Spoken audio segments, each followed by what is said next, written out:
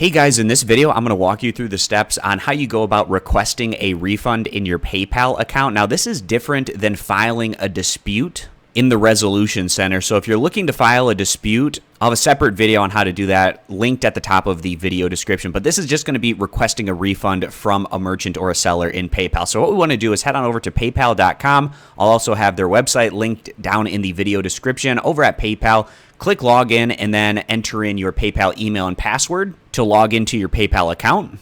And then once we're logged in, it's going to take us to our PayPal summary page. What we want to do is go over to our activity to find the payment that we're going to request a refund for. So click on the activity tab.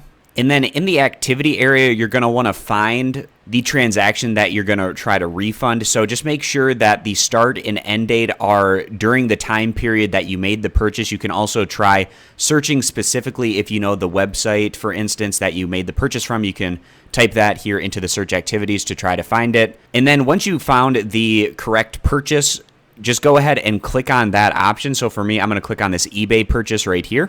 And then it should give you a drop-down menu that has all the different information that's pertaining to this purchase, such as what you paid with, the shipping address, the transaction ID, and it's also going to have the seller info. And this is the area where you're going to get the information needed to request that refund. Now, since this purchase was made through eBay, requesting a refund is going to have to be done through the eBay website. But a lot of the time, depending on which website that you made the purchase through with PayPal, it'll have the seller info and an email that you can get in contact with them to request that refund through. So this is going to be the area where you can find the seller info to request the refund through your PayPal account.